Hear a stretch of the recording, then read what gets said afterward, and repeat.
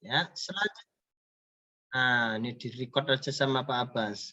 Pak Abbas punya record kalian loh untuk mengevaluasi ini yang serius, melihat belajarnya siapa yang main-main ya, yang tidak tampil sama sekali wajahnya saat Zoom ya. Nah, tampil dong.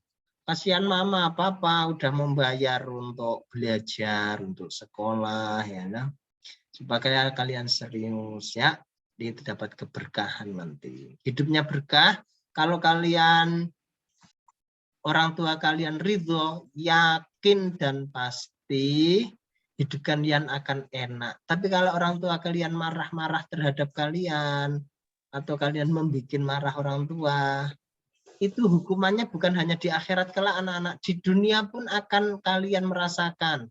Mungkin kesusahan hidup, mungkin kesusahan banyak dengan teman dan lain sebagainya, kesusahan ekonomi itu bisa jadi ada masalah dengan orang tua kalian, harus selalu minta maaf dengan orang tua. Habis Zoom kayak gini, minta maaf ya Ma, minta maaf ya Pak ya, ada apa ya? Aku takut salah, biar hidupku enak. Nah, disayang orang tuanya. Nanti kamu dicintai, semakin dicintai orang tua, kamu akan diberi kemudahan-kemudahan oleh Allah. Banyaknya cerita yang langsung siksanya siksa daripada durhaka terhadap orang tua itu bukan hanya di akhirat, di dunia juga akan diberikan sama Allah. Contohnya Malin Kundang, contohnya Alkomah, ya dah? Pernah dengar cerita Alkomah kan? Nah, itu nanti Enggak. Enggak pernah dengar cerita Alkomah? Enggak. Ya, enggak pernah. Alkomah itu apa? Alkomah itu sahabat Rasulullah. Dia saat muda kalau pulang kerja, anak-anak, Alkomah itu selalu memberikan makanan kehadap orang tuanya.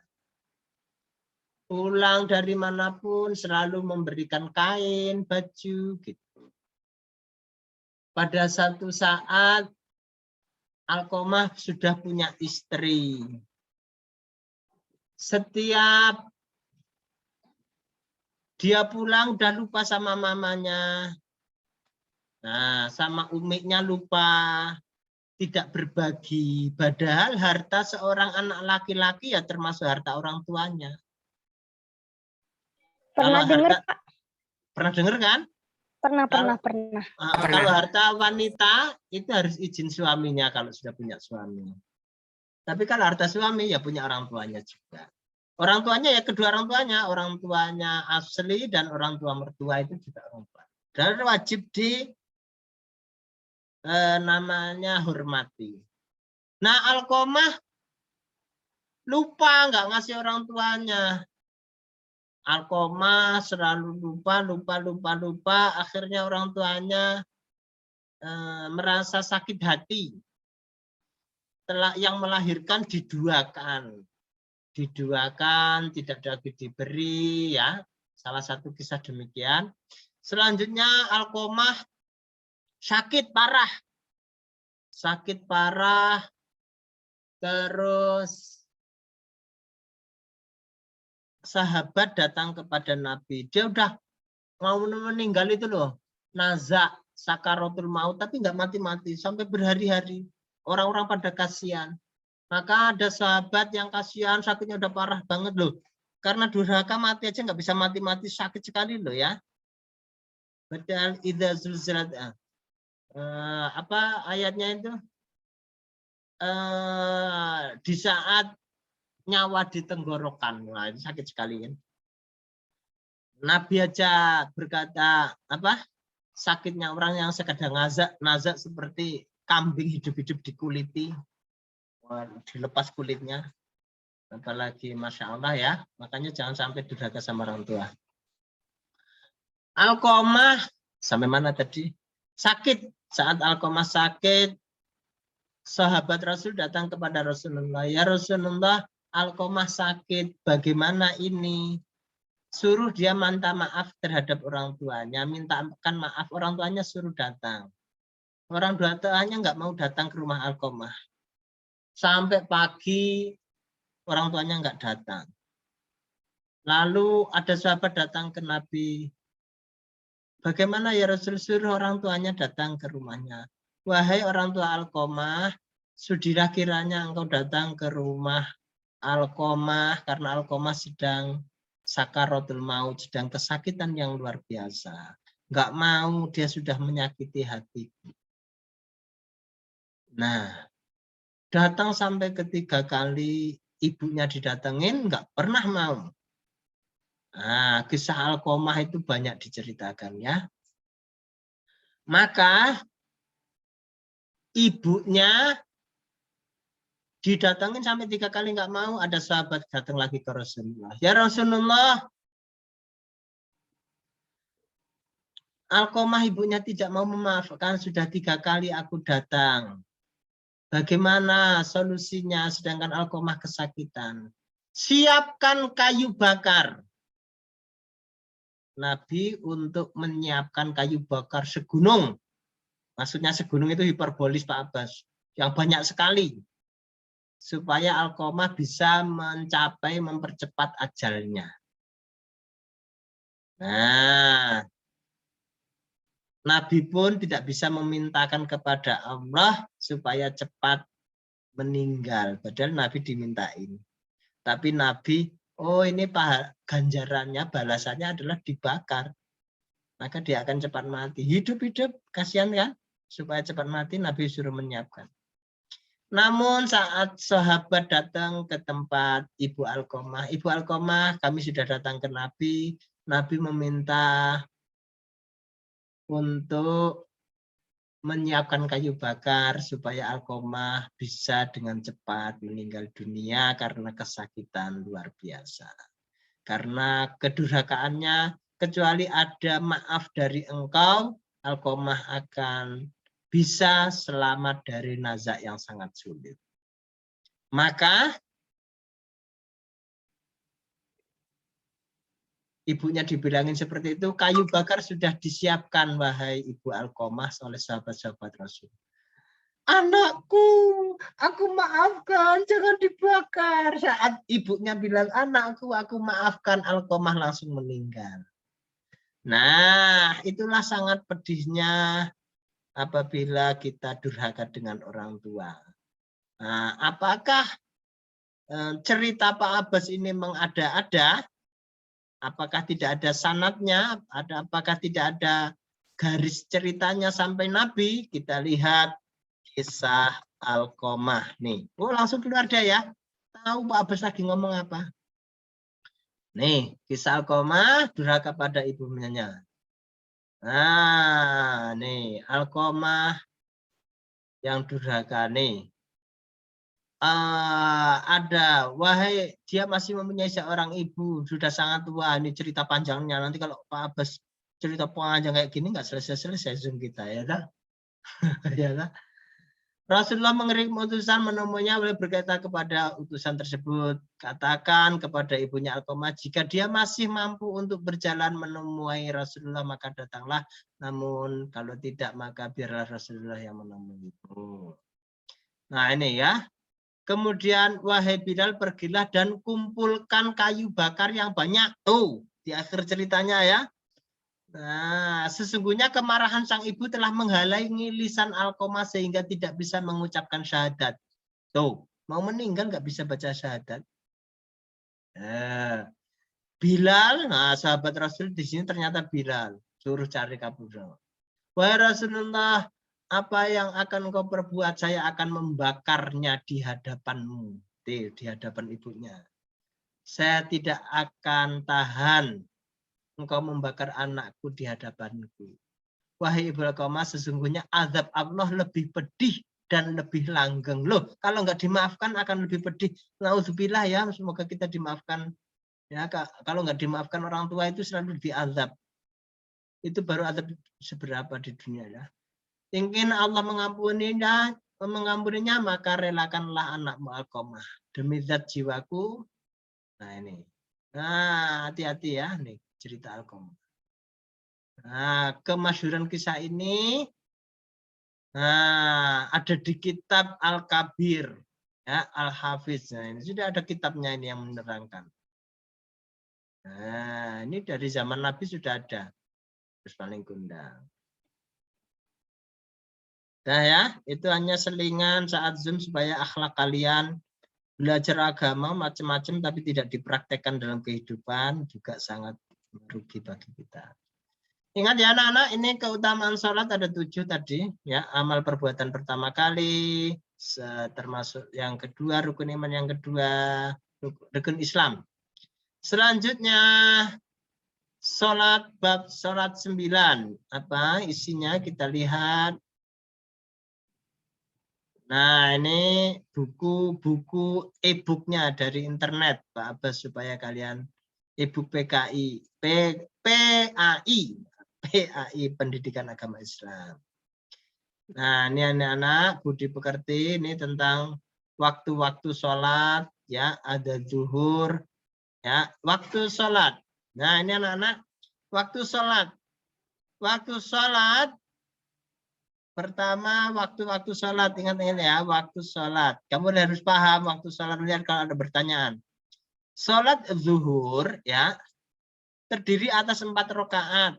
Ya, jangan kamu sregep semangat, lalu sholat zuhurnya ditambah jadi 5 rakaat, jadi 7 rakaat. Itu nanti kesemangatan kamu nggak ada itu. Malah mengada-ada, aliran sesat namanya ya. Kapan Pak Abbas waktunya sholat zuhur kalau kita nggak bisa lihat jam? Ini kan jamnya jam 12 sampai 15 perkiraan. Tapi kalau di sholat maktubah di masjid itu di istiwa, ada jam istiwa namanya. Kalau kayak kalian jam sholat itu loh, ada buka, ada imsak, ada sahur itu kan. Itu kapan waktunya? Kalau ada matahari tegak gini anak-anak, kalau nggak ada bayang-bayangnya, matahari di atas pas. Ini ada tongkat sampai nggak ada bayang-bayangnya, ya. Ini nggak boleh waktu untuk sholat haram karena waktu itu belum zawal namanya, belum lingsir. Halo, halo, halo. Anybody here? Halo.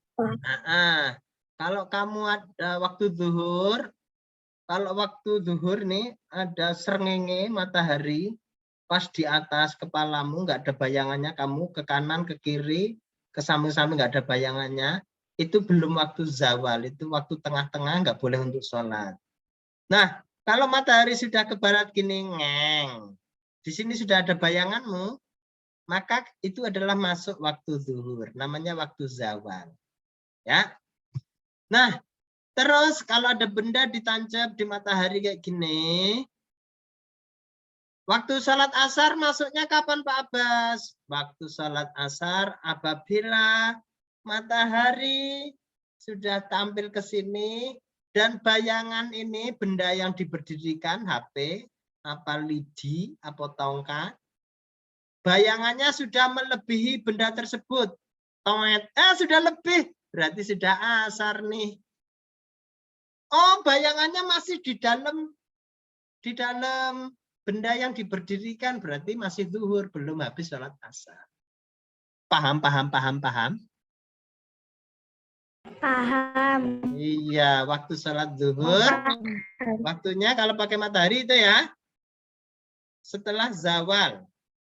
Bayangannya kalau sudah lewat dari benda yang ditancepi. Nah, itu waktu sholat asar. Nah, sholat asar habis kalau sudah tampil mega merah, cahaya merah di barat, ya, itu namanya sudah terbenamnya matahari, itu masuk sholat maghrib, ya, azan.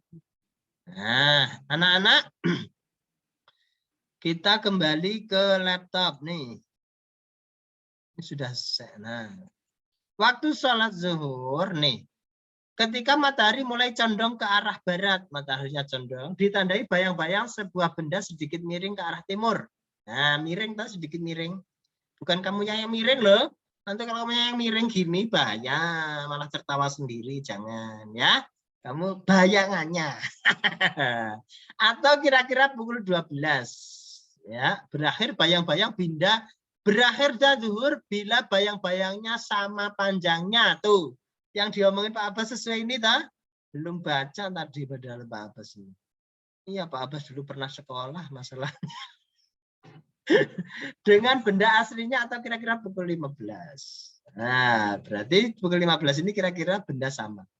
Sekarang waktu sholat asar, ya, yaitu selesainya sholat zuhur, ya, 4 rakaat juga ya.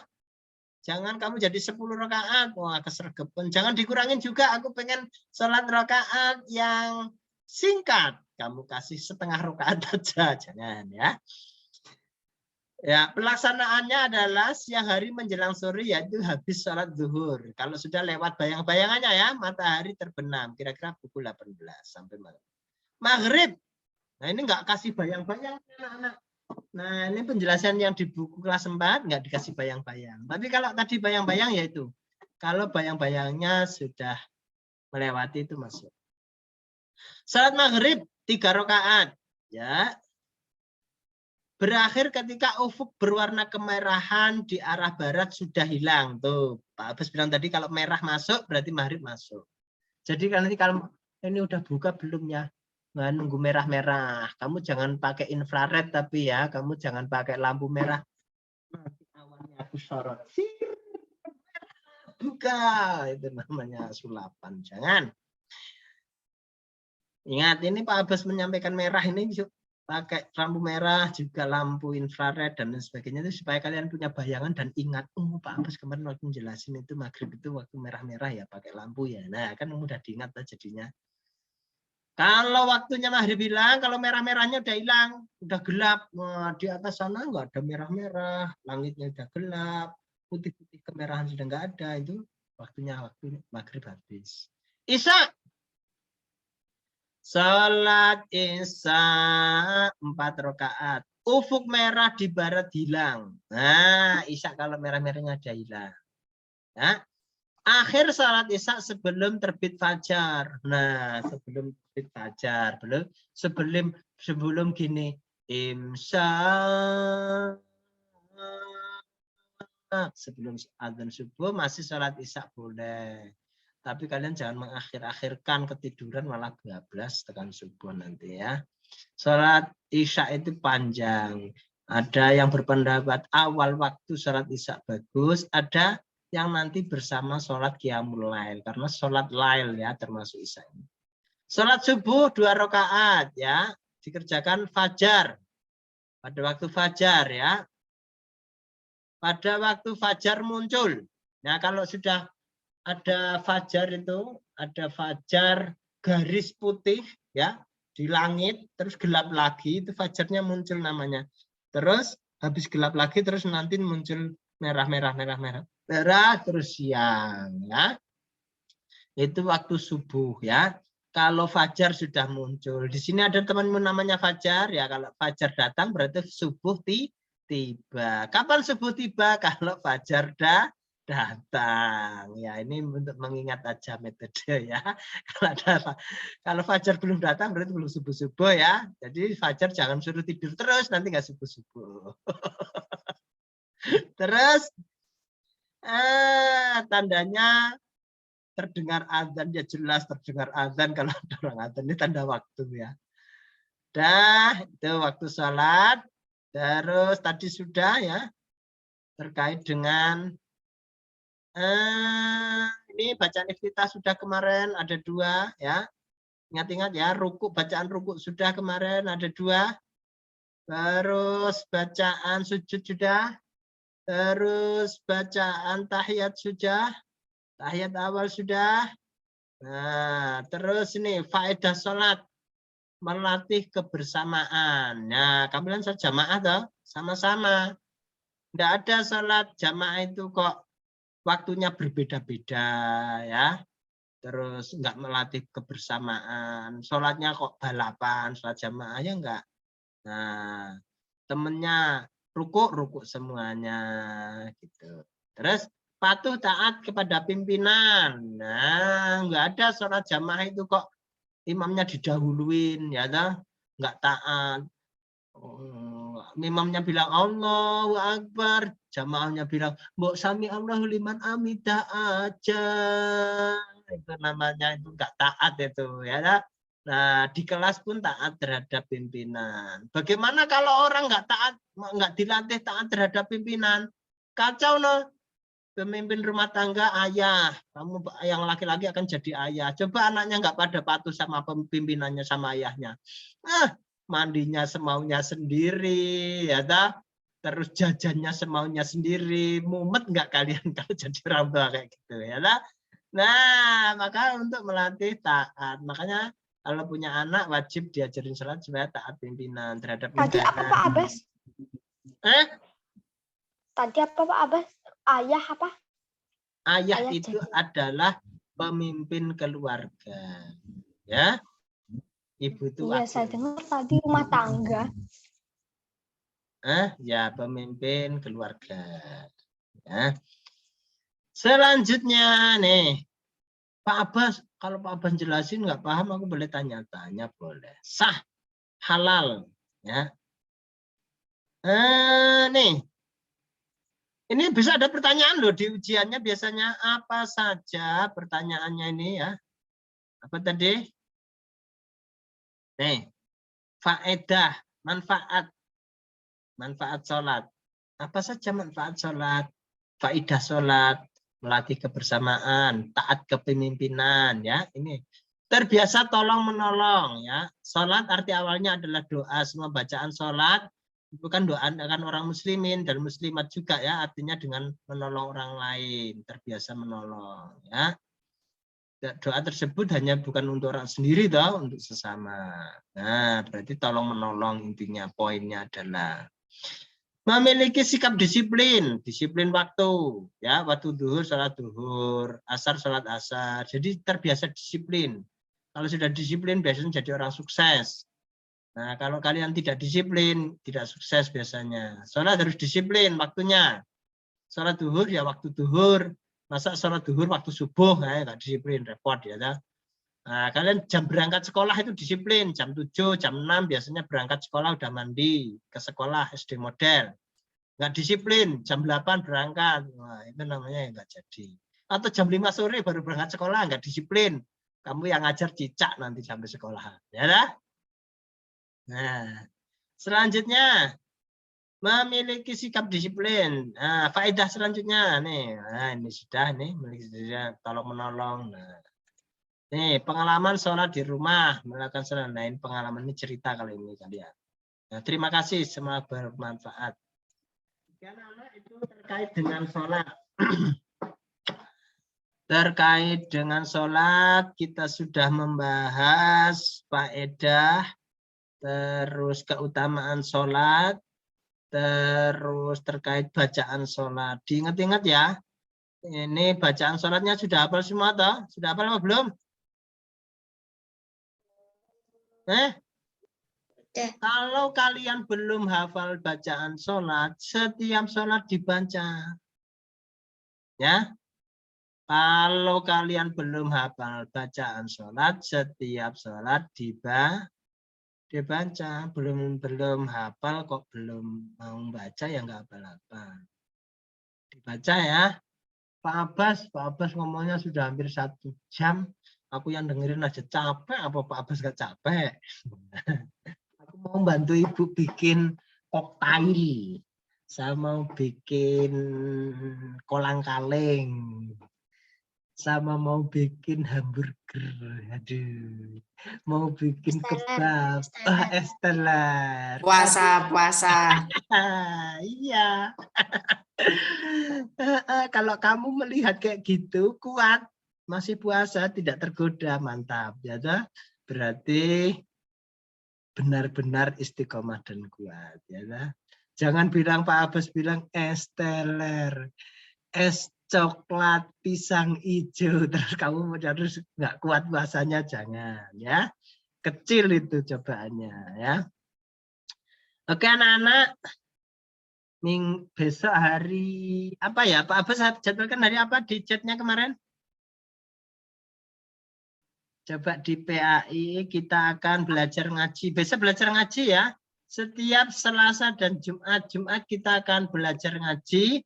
Kalian siapkan Al-Quran. Siapkan Al-Quran, yang Iqra, siapkan Iqra. Nah, good. Iya, siapkan Al-Quran, siapkan Iqra. Nanti sampai Iqra berapa, Al-Quran ayat berapa, nanti Pak Abbas juga membuka. Lalu Pak Abbas simak apa yang kalian baca. Apakah bacaan kalian sudah betul? Berarti Mister diam saja, ada kesalahan. Diulang. Ada kesalahan? Diulang lagi. Ada kesalahan? Ayo diulang lagi. Nah, ada kesalahan? Sebentar, yang betul adalah sebagai berikut. Terus Pak Abbas membaca, kamu tirukan. Ya, nah sangat mudah. Pak Abbas ngajinya banyak apa? Dikit-dikit. Karena dikit-dikit lama-lama menjadi bukit. Nah, contohnya bagaimana Pak Abbas? Contohnya adalah SBB. Tahu SBB? Nah, sebagai berikut. Nih contohnya. Iqra, Pak Abbas, aku baru sampai jilid 5 halaman 10 dan 11.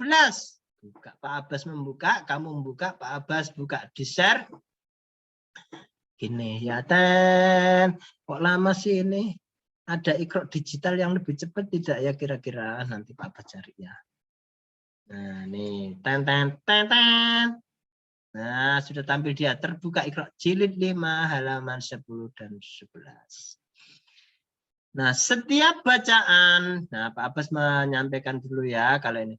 Setiap bacaan yang menghadap tasydid, ini tasydid. Ya.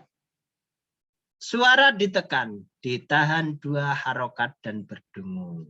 Ya. Karena tasydid ini hakikatnya adalah 2 huruf. Ya. 2 huruf hakikatnya ya. Jadi ditekan mendengung di hidung. Mendengung di hidung. Inna, bacaan namanya bacaan gunnah. Bacaan apa? Gunnah. Setiap nun di tasydid harus mendengung. Ditekan. Inna. Coba mulai praktek pegang hidungnya sampai hidungnya gemeter berarti sudah mendengung. Inna. Coba mendengung berkata 1, 2, 3. Inna. Nah, berengengang, mendengung. Coba kalian tanpa mendengung. Inna, nggak getar dia. Inna tuh, inna nggak dengar, nggak getar dia. Tapi kalau kamu pegang sini, inna, dia mengetar. Kalau bahasa Jawanya gini, gunnah iku, bacaan gunnah, merengengenge janur irung, sebab gunnah wajib iro waca bengung. Gunnah kuwi merengenge janur irung. Sebab gunnah, sebab bacaan gunnah, wajib iro, kamu dengan wajib membaca dengan berdengung. Paham ya? Loh, amang 2 huruf Pak Abbas, inna itu. Ini 2 huruf asal katanya inna. Berarti kalau ada kata-kata lain seperti ini Pak Abbas, ini madda. Nah ini Pak Abbas nulis. Madda. Apakah ini 2 huruf awal katanya betul? Awal katanya adalah madada. Nah, jadi madda. Ya. Ini awal kata. Terus ada kata lagi apa ya namanya jarro, jarroro, jarro. Nah, ada jarro. Asal katanya jarroro, jarroro. Ya, artinya berjalan. Oke anak-anak gitu ya. Kalau nanti Al-Quran Pak Abbas juga ini di close dulu. Kalau Al-Quran Pak Abbas juga akan membuka Al-Quran nanti sampai mana Al-Quran kalian ya. Kita close lalu Pak Abbas buka di Al-Qurannya nih. Oh loh kok bukan. Oh Al-Qamah. Al-Qurannya mana tadi? Nah ini. Umpamanya ini yang baca namanya adalah aku orang. Nah ini siapa namanya aku orang. Aku memang bukan orang. Emang gedok. Ya ini bukan gedok ini orang memang ya damar ya damar umpamanya sampai ayat ya, surat Umpamanya Al-Baqarah. Nah, dia ke Al-Baqarah. Aku sampai ayat 13, Pak. Nah. Oke, silakan baca. Gitu. Maka Hama membaca innalladzina kafaru sawaun alaihim aang ifadzartahum am lam tungzirhum la yu'minun. Nah, nanti Pak Abbas mendengarkan. Kalau salah Pak Abbas akan mengajari. Nah, ini teknik membaca supaya kalian menjadi orang yang terbaik. Siapa orang yang terbaik? Khairukum man ta'allamal Qur'an wa 'allamahu. Orang yang belajar Al-Qur'an dan mengamalkannya. Semoga kalian bisa besok. Terima kasih anak-anak. Selamat belajar. Semoga kalian tetap semangat dan menjadi orang yang ahli dalam bidang agama. Orang yang ahli bidang agama adalah orang yang kehendaki Allah baik. Ya, mayyuridillah bi khairan yufaqihu fiddin. Siapa yang dikehendaki baik oleh Allah, Allah akan memberikan faham ilmu agama terhadapnya. Semoga kalian orang-orang anak-anak yang faham agama kelak dan dapat menjalankan dan bertempat tinggal di surga, bisa membahagiakan orang tua dan membawa orang tua kalian ke surga semuanya. Allahumma amin. Waktunya foto bersama. 1, action. Nah, gaya dong. Gayanya dong. Full gaya. Full. Udah full mentok. Nggak nambah lagi. 1, 2, cheese. Action. Ya, gaya beda. 1, 2, cheese. Action. Cheese. Pertama senyum. Munyu. Okay, thank you very much. Say hamdalah together. Alhamdulillah. Rabbil. Amin. Thank you very much. Arigatou gozaimasu. Shasha matur suwun. Assalamualaikum warahmatullahi wabarakatuh. Waalaikumsalam warahmatullahi wabarakatuh. Terima kasih Pak Abbas. Sama-sama. Bye-bye. Maila, terima kasih juga sama-sama aku orang ya yang undang. Awet muda selalu ya Pak Abbas. Dadah. Amin Solin, thank you. Sarwa pada baik. Ya, oke. Thank you.